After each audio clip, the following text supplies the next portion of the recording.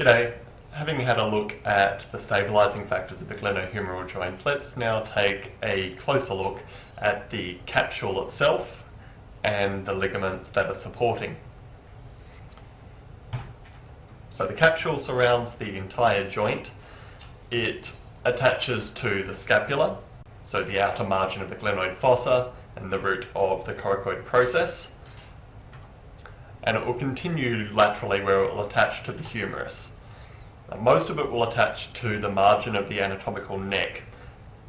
However, on the inferior and medial part of the capsule, it will actually attach a centimetre or so inferior to the neck of the humerus on the shaft. And all of this joint capsule is being reinforced by the rotator cuff muscles and their tendons. So why do we have this inferior medial part of the joint capsule attaching more inferiorly on the humerus? And why isn't it taut? Why is there laxity in these inferior ligaments?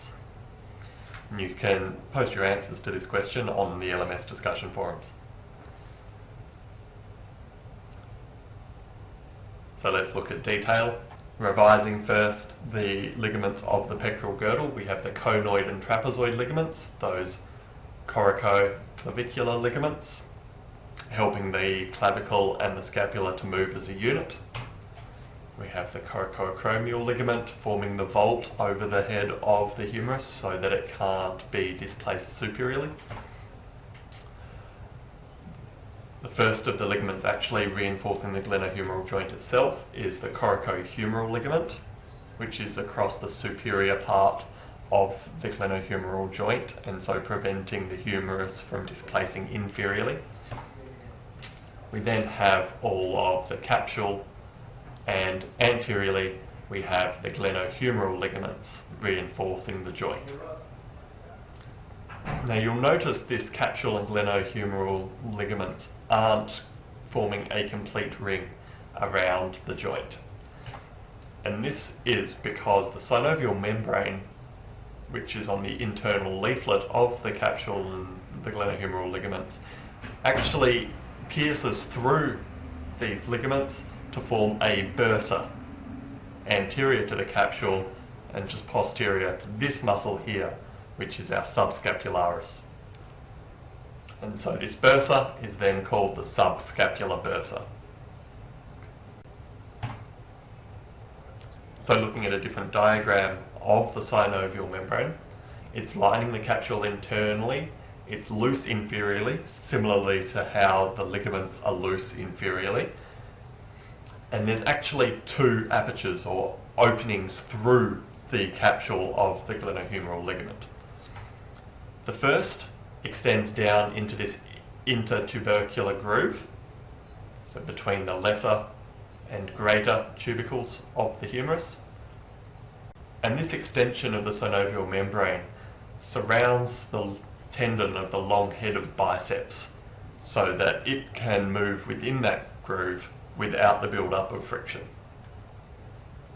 And the second is that subscapular bursa, which extends anteriorly through the glenohumeral ligaments and lies between the joint capsule and the subscapularis muscle so that they don't cause friction between each other as they move. Now, as well as the intertubercular and subscapular bursa, there are other bursa also scattered around the glenohumeral joint. And again, as bursa, they're responsible for permitting the smooth gliding of structures against each other without the build-up of friction. And the main one that we look at is the subacromial bursa. The subacromial bursa is represented here by this green sac. Superiorly, it has the acromion process, the coracoacromial ligament, and the deltoid muscle, which will arch over the entire structure. And inferiorly, we will have the supraspinatus tendon and the fibrous capsule of the glenohumeral joint. And so as we have this wide range of motion of the glenohumeral joint, and so there's going to be a lot of movement, this subacromial bursa prevents the build-up of friction between those structures. Now, the subacromial bursa is not usually continuous with the glenohumeral joint cavity itself, whereas the subscapularis bursa is typically continuous with the glenohumeral joint cavity. So let's focus a little bit more on this subacromial space and this subacromial bursa. So the subacromial space, on its posterior side, it will have the acromion process. Superiorly will be the coracoacromial ligament. Anteriorly will be the coracoid process, and inferiorly will be the glenohumeral joint cavity. And so then we have this subacromial space. And we can see here three structures within this space. So we have the subacromial bursa, the tendon of supraspinatus,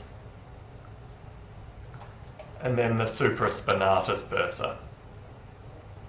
So these two bursa will be allowing the smooth gliding of these structures against each other as we move our glenohumeral joint. Now, because of this wide range of motion, there can then be damage to these structures in the subacromial space, and this is called subacromial impingement. So it's where the head of the humerus moves superiorly to effectively squash the structures in the subacromial space. So bursitis is one of the clinical manifestations of this. Now, bursitis is inflammation of the bursa, and this inflammation can lead to pain and can restrict the amount of movement at the glenohumeral joint.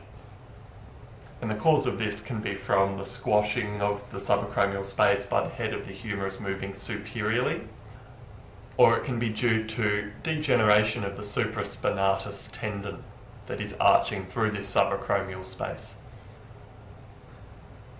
Now, another clinical consideration to do with the glenohumeral joint is dislocation. And this is usually when the head of the humerus moves inferiorly and anteriorly out of the glenoid fossa. And often this will tear the glenoid labrum. And the most common way that the glenohumeral joint dislocates is that it is driven inferiorly and anteriorly out of this glenoid fossa. And the position of the joint that makes it most susceptible to this is during extension and lateral rotation, and it's a very common sports injury. Now, as well as being painful and in need of significant rehabilitation, there's also the risk of damage to structures that are located just inferiorly to the neck of the humerus. And the major one is this axillary nerve. Now, you'll learn more about the axillary nerves and the other nerves of the brachial plexus in forthcoming lectures, and you'll then be able to integrate that knowledge with the knowledge of dislocation of the humerus. There's also a small artery wrapping around the neck of the humerus, the posterior circumflex humeral artery, which can also be damaged from the dislocation. Unfortunately, dislocation of the glenohumeral joint often tears away that glenoid labrum, that fibrocartilage ring that is around the glenoid fossa. And this can be repaired surgically, but the integrity of this labrum never reaches that original strength, and so there's then a high risk of repeated dislocation of the joint. So now some activities that we can discuss on the LMS. How congruent is the glenohumeral joint? What are the functional implications of this congruency? What are the rotator cuff? And how are they involved in the stabilization of the glenohumeral joint? And you should also make sure that you can accurately answer the learning objectives for this video and for the other videos about the glenohumeral joint. So as usual, you can consult your prescribed textbook, your study guide and the principles document to help you answer these questions and to learn more about the glenohumeral joint. I'm Dr. Lloyd White. Thanks for taking part.